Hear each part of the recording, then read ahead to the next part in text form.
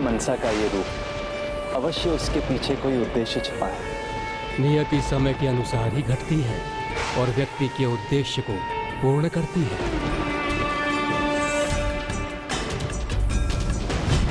असंभव को संभव किया है मनसा ने। हलाहल के विषैले प्रभाव को दूर कर मनसा ने उसे महादेव के लिए सहनीय बना दिया है।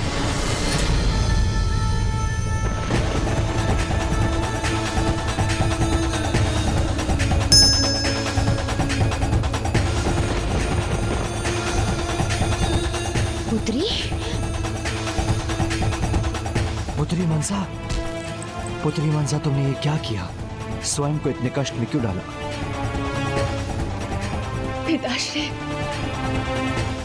संतान कोई भी हो, उसका परम कर्तव्य और धर्म माता पिता का कष्ट दूर करना होता है।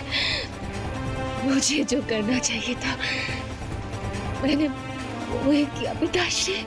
मैंने अपना धर्म और कर्तव्य निभाया। कर्तव्यनिष्ठ संतान अपने माता पिता का मान बढ़ाती है, अपने सुखों का भी त्याग कर उनके जीवन के सभी दुख दूर करती है, उन्हें हर समय हर प्रकार के सुख देती है। ऐसी संतान प्रशंसा के ही नहीं अपितु वरदान की योग्य है।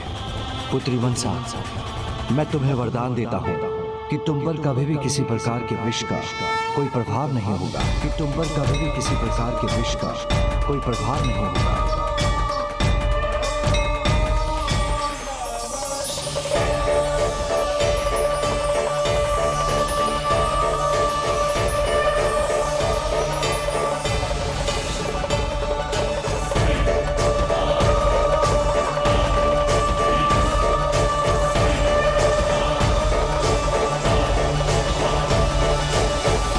जो सभी की पीड़ा हरते हैं, तुमने उनकी पीड़ा हर संसार के सामने अत्यंत श्रेष्ठ उदाहरण प्रस्तुत किया है पुत्री। ऐसे विष को ग्रहण किया है आपने जिसे समस्त संसार में एकमात्र देवाधिदेव महादेव ही ग्रहण कर सके हैं। इसलिए आज से आप विष हरि के नाम से भी जानी जाएंगे। जिस पर आपकी कृपा दृष्टि होगी वो सभी प्रकार के विष के प्रभाव से मुक्त होगा। हे ब्रह्मदेव, हे श्री हरिनारायण, आपके वरदानों के लिए कोटि कोटि धन्यवाद। किंतु मैंने तो केवल अपना कर्तव्य निभाया है, जिसके लिए मैंने कोई भी वरदान पाने की अपेक्षा नहीं की थी। पुत्री, अपने पिता के प्रति ऐसा अपार प्रेम, ऐसी निष्ठा अत्यंत दुर्लभ है। निस्वार्थ भाव से अपना सर्वस्व, यहाँ तक कि अपने प्राणों को त्याग करने को तत्पर रहने वाली पुत्री तो सभी वरदानों के अधिकारी है, किंतु तुम्हें एक अधिकार से वंचित रहना होगा।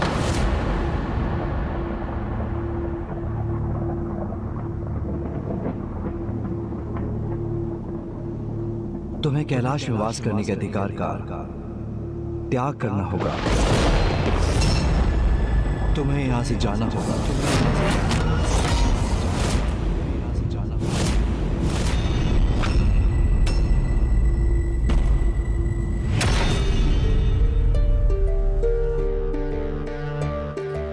पुत्री मनसा को कैलाश से जाना होगा।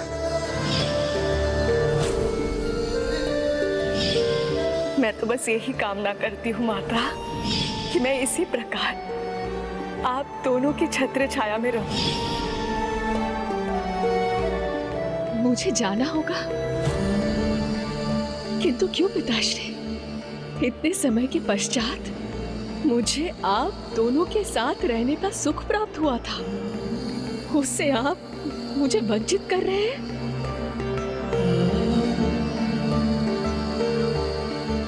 बताइए ना पिताश्री। अब तुम यहाँ पहुँच गई हो, अब तुम सदैव यही रहोगी हमारे साथ। माता आप ही बताइए ना। आपने तो कहा था ना कि मैं सदैव आप दोनों के छत्र छाया में रहूंगी। यदि मुझसे कोई भूल हुई है माता, तो मुझे क्षमा कर दीजिए,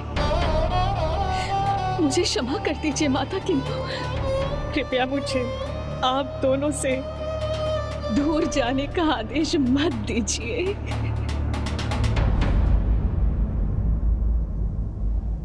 नहीं पुत्री, अब तुम्हारा यहाँ रुकना असंभव है। तुम्हारा यहाँ से जाना ही तुम्हारी नियति है।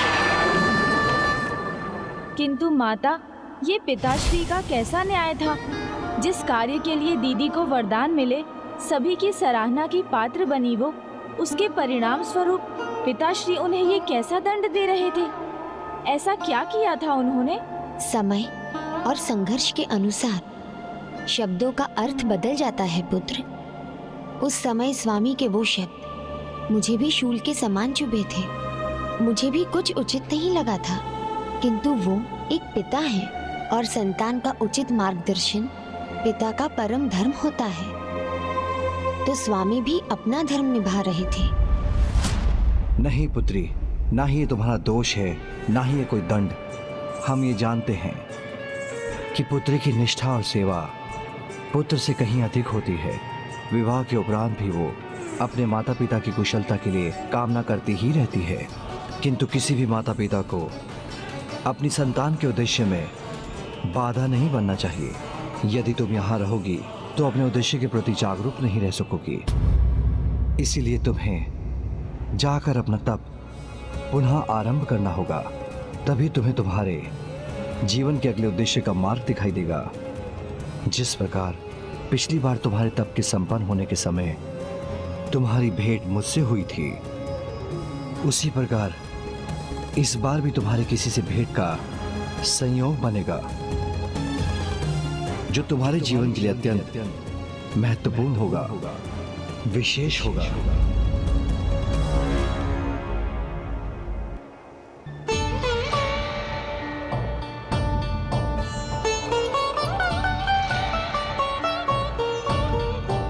यदि यही आपका आदेश है पिताश्री,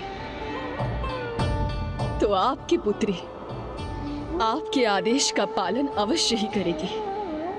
मैं यहाँ से प्रस्थान कर पूर्ण निष्ठा के साथ अपना तप संपन्न करूंगी।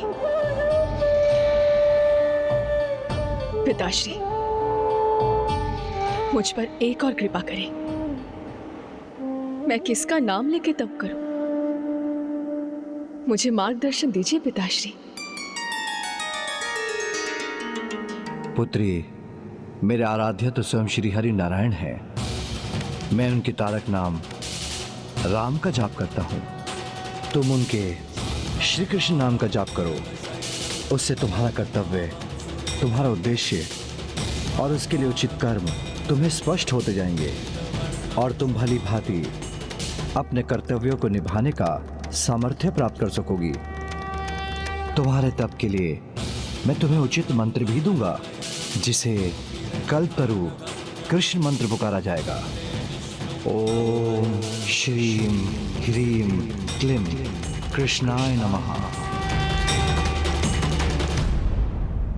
अपने पिताश्री प्रभु महादेव से कल्पतरु कृष्ण मंत्र प्राप्त कर पुत्री मनसा ने तनिक भी विलंब नहीं किया।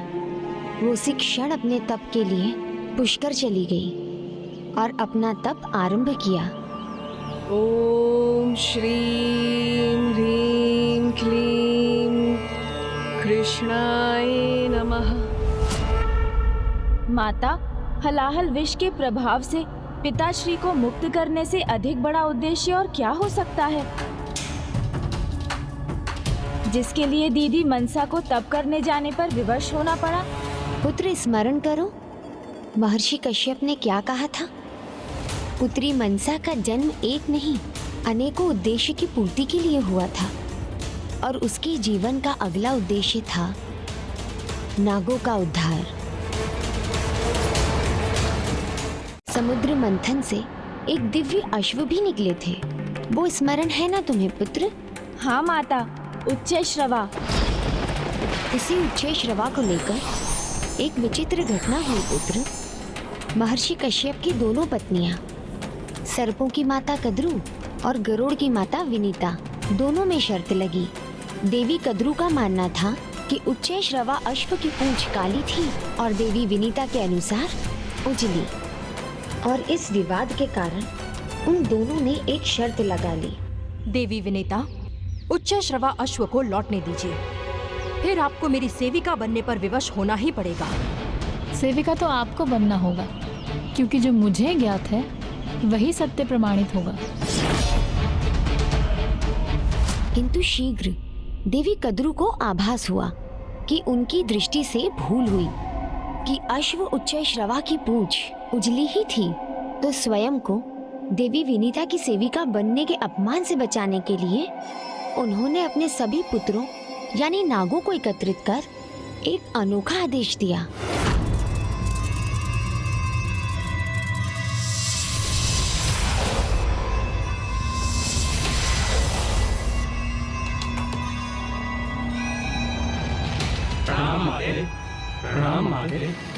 अब इस शर्त पर विजय पाने के लिए तुम सबकी सहायता की आवश्यकता है मुझे।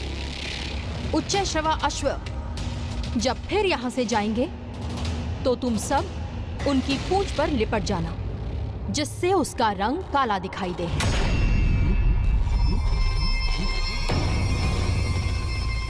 किंतु माँ, क्या ये उचित होगा? तो क्या ये उचित होगा कि तुम्हारी माँ शर्त में पराजित होकर देवी विनीता के सामने सदा के लिए उनकी सेविका बनकर रहे? क्या यही चाहते हो तुम लोग? नहीं माँ, ये धर्म के विरुद्ध है। हम ये पाप नहीं कर सकते। ये सत्य होगा। बस! शांत हो जाओ तुम सब।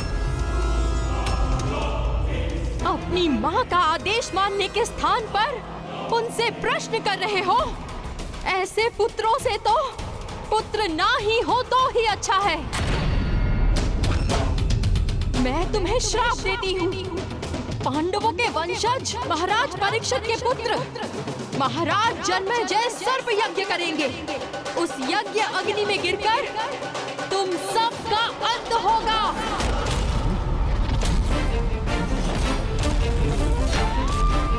देवी कद्रू, ये क्या कर दिया आपने?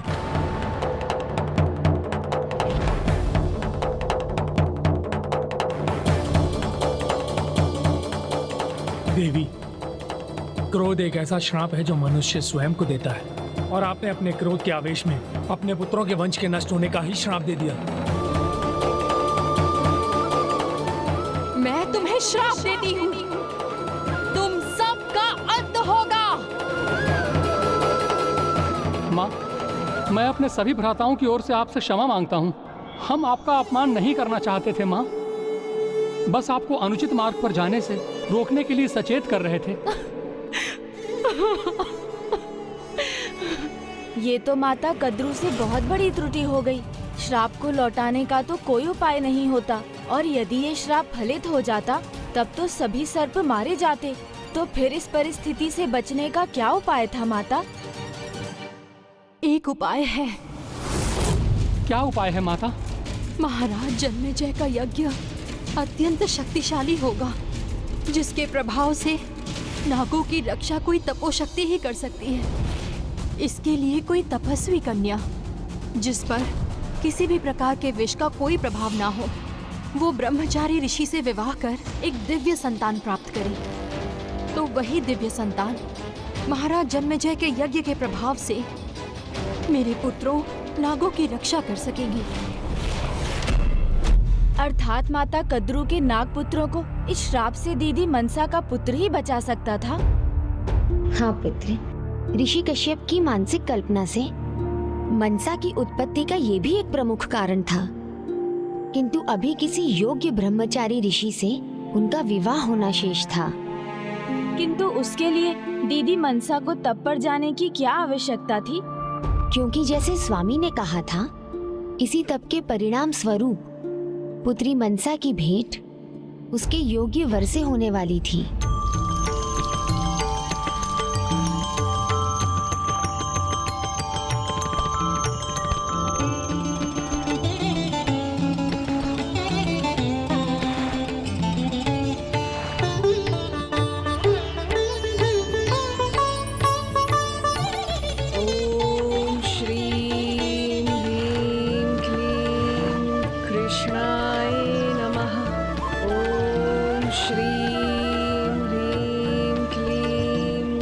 कृष्णाय नमः।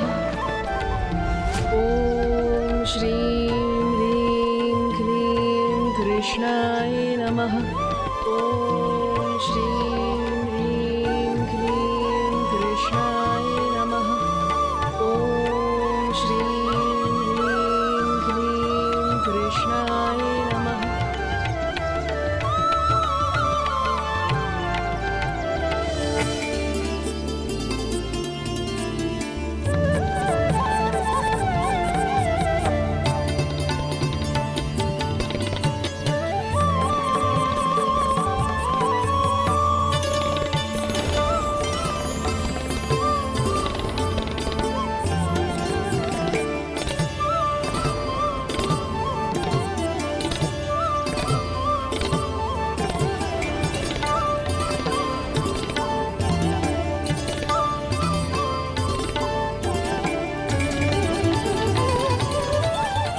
पिछली बार तुम्हारे तप के संपन्न होने के समय तुम्हारी भेंट मुझसे हुई थी, उसी प्रकार इस बार भी तुम्हारे किसी से भेंट का संयोग बनेगा जो तुम्हारे जीवन के लिए अत्यंत महत्वपूर्ण होगा।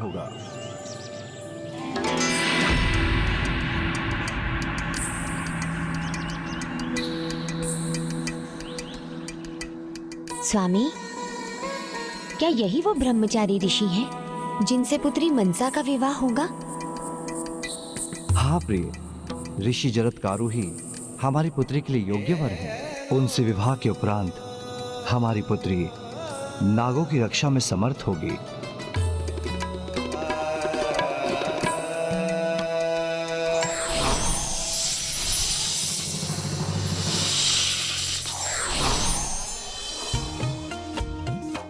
प्रणाम प्रभु महादेव। कल्याण हो। प्रभु, नागवंश के उद्धार हेतु मुझे देवी मनसा का विवाह प्रस्ताव लेकर ऋषि जरत्कारु के पास जाने की अनुमति दीजिए। वो आपकी पुत्री हैं।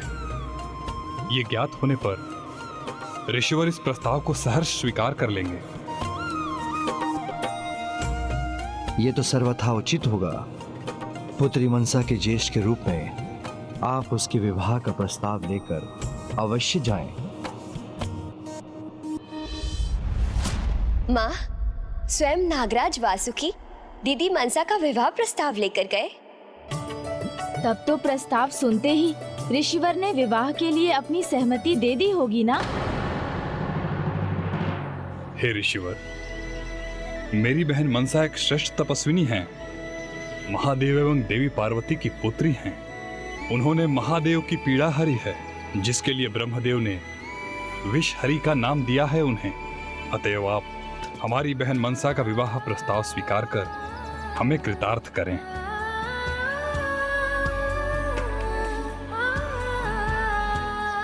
हे नागराज वासुकी जी, मैं ऋषि हूं। प्रभु का नाम ही मेरा सर्वस्व है। तप मेरा धर्म है और मैं अपने धर्म से कदापि भटकना नहीं चाहता। इसीलिए सभी सांसारिक बंधनों से मुक्त रहना चाहता हूं। मुझे क्षमा कीजिए, परंतु मैं ये विवाह प्रस्ताव स्वीकार कदापि नहीं कर सकता। ऋषिवर ने ये क्या किया माता? महादेव जिनके पिता है, ऐसी स्त्री के साथ को अस्वीकार कर दिया। और पिताश्री ने तो ये स्पष्ट कहा था कि यदि ऋषि जगत्कारु ने दीदी मनसा से विवाह किया तो ही नागों को उनके विनाश से बचाया जा सकेगा। हाँ पुत्र, ऋषि जरत्कारु ने ये जानते हुए भी विवाह का प्रस्ताव अस्वीकार कर दिया और पुत्री मनसा को ये ज्ञात हो गया था।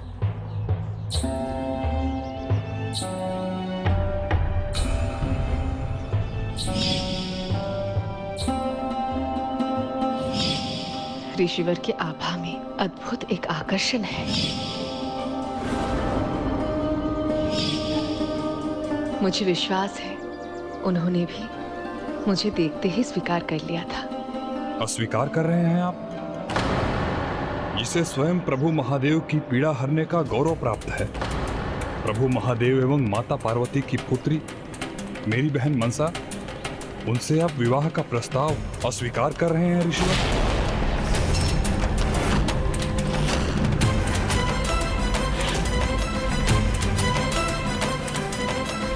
ये सत्य नहीं?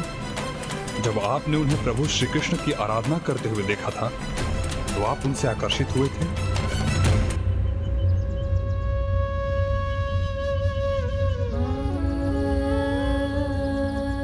हाँ, आकर्षित हुआ था।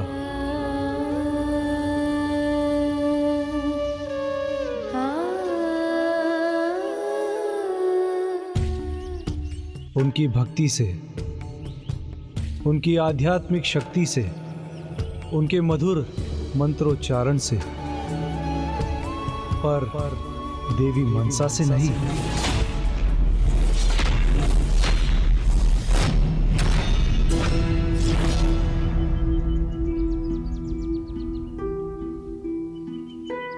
तो क्या ऋषिवर के मन के भाव को समझने में मुझसे ही कोई भूल हुई?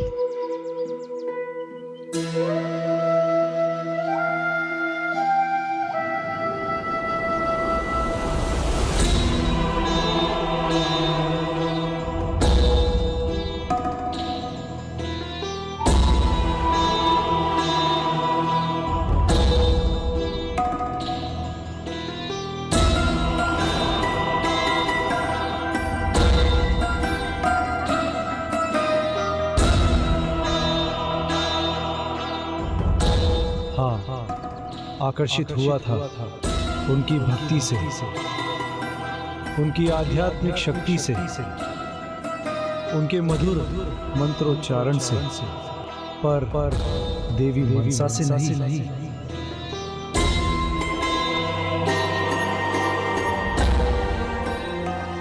नहीं, मैं कदापि दुखी नहीं होंगी।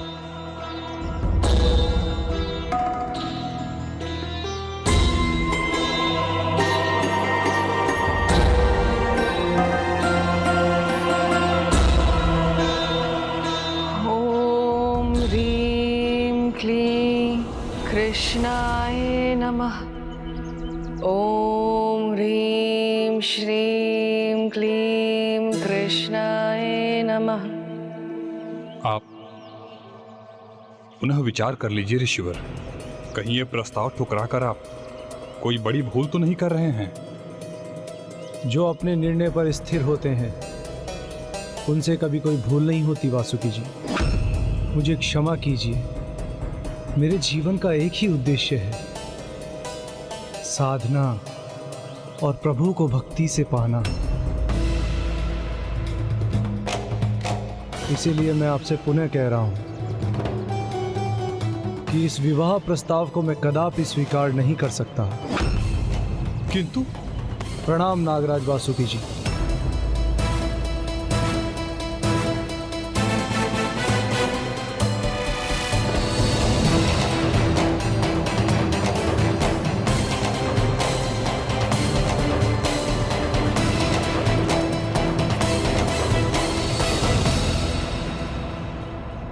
प्रभु, अब आपका ही आसरा है, मेरा मार्गदर्शन कीजिए।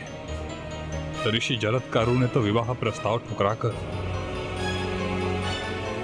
मेरा मनोबल तोड़ दिया है। निराशा ने घेर लिया है मुझे प्रभु। हे प्रभु, मुझे तो विवाह की मंगल धुन के स्थान पर संपूर्ण नागवंश के विनाश का स्वर सुनाई दे रहा है।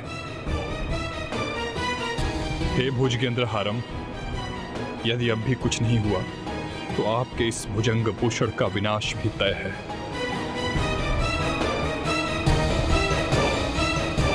धीरज रखने वाला व्यक्ति आत्मविश्वास की नाव पर सवार होकर बड़े से बड़े संकट का भावसागर पार कर लेता है।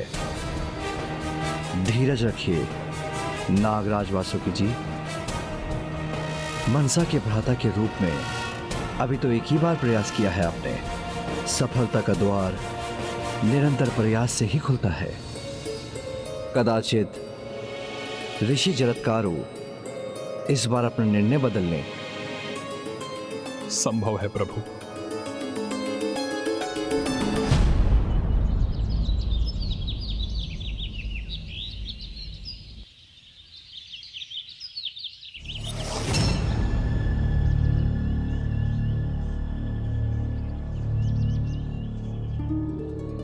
ये मैं कहां आ गया? ये क्या स्थान है? पुत्र पुत्र पुत्र पुत्र परपौत्र। ये स्वर तो जाने पहचाने लग रहे हैं, जैसे पितामह और पिताजी मुझे पुकार रहे हैं, मुझसे कुछ कहना चाह रहे हैं, किंतु ये स्वर आ कहां से रहे हैं? परपौत्र परपौत्र पुत्र पुत्र पुत्र पुत्र परपौत्र पुत्र पुत्र।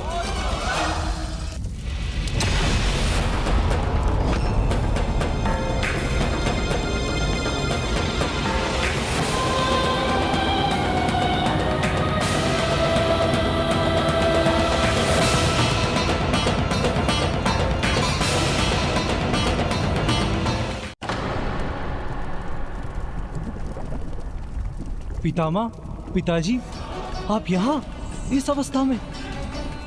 पाताल लोक और स्वर्ग लोक के बीच इस तरह अधर में क्यों लटके हैं? देख रहे हो पुत्र हमारी दुर्दशा, इस डाल के सहारे टिके हुए हैं हम।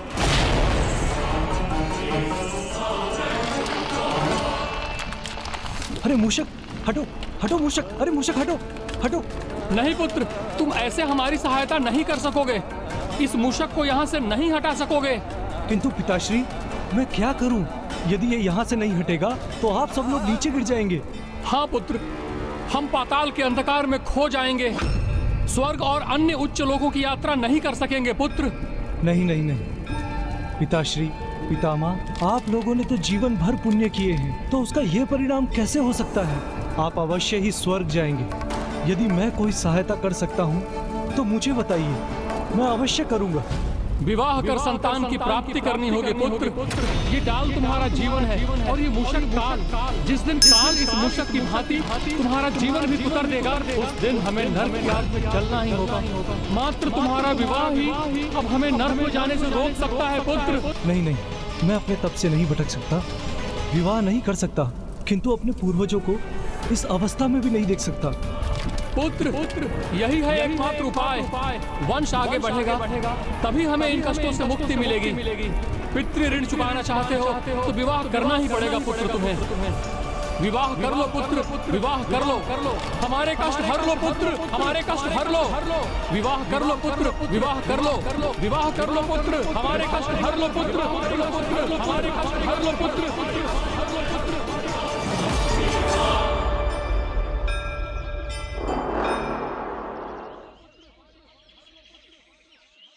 आप कुशल तो हैं न ऋषिवर? मैं आपका ध्यान संपन्न होने की प्रतीक्षा कर रहा था, इस आशा में कि इस बार आप मुझे निराश नहीं करेंगे। मैं आपसे पुनः निवेदन कर रहा हूं, और आप जब तक हाँ नहीं कहेंगे, मैं इसी प्रकार प्रस्ताव लेकर आता रहूंगा।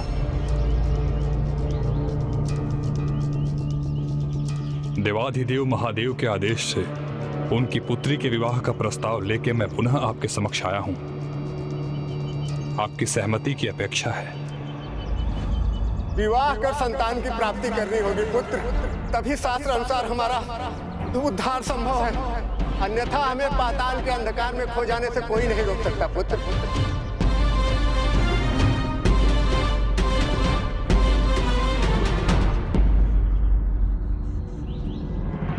उचित है, मैं विवाह के लिए तैयार हूँ, मैं विवाह के लिए तैयार हूँ। मैं धन्य हो गया ऋषिवर, आपके इस निर्णय ने नागवंश को बहुत बड़े संकट से उबार लिया।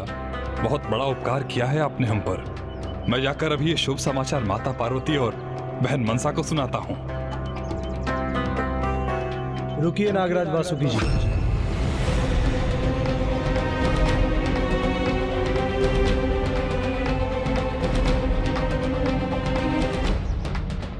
मुझे अभी कुछ और भी कहना शेष है। क्या ऋषिवर, अब क्या कहना शेष है? यही कि मैं विवाह तो करूंगा, किंतु उसके लिए मेरी 3 शर्तें हैं। कैसी शर्त ऋषिवर?